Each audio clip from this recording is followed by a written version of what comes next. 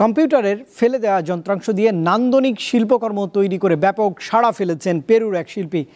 প্রাণীর অবয়ব, ভাস্কর্য থেকে শুরু করে সিনেমার বিখ্যাত সকল চরিত্রকে নিপুণ হাতে জীবন্ত করে তোলেন তিনি। হলিউডের বিখ্যাত প্রেডেটর সিনেমার এই মাস্কটি তৈরি করা হয়েছে কম্পিউটারের পুরনো মাদারবোর্ড দিয়ে, যা তৈরিতে কোনো অর্থই খরচ করতে হয়নি। প্রযুক্তি খাতের আবর্জনাকে শিল্পে পরিণত করছেন পেরুর শিল্পী হোসে অ্যান্তোনিও ভালদেভিয়া।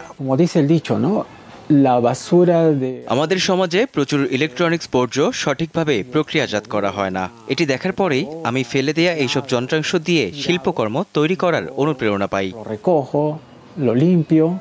2013 সাল থেকে এই কাজ করছেন অ্যান্তোনিও, যার শুরুটা হয়েছিল ঘরের পরিত্যক্ত যন্ত্রাংশ ব্যবহার করে পোকামাকড় বানিয়ে। অ্যানিমেটেড সিরিজ ড্রাগন বল এক্সের ফ্রিজার ভাস্কর্যটি অ্যান্তোনিও তৈরি করেছেন তার মেয়ের পুরনো সিডির টুকরো দিয়ে।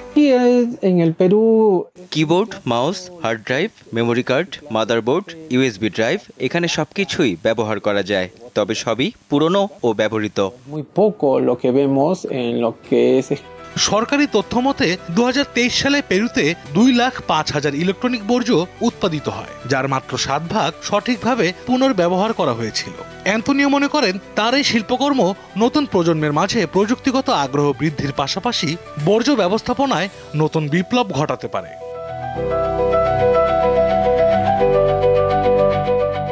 আশরাফ শুভ, দীপ্ত, বার্তা কক্ষ।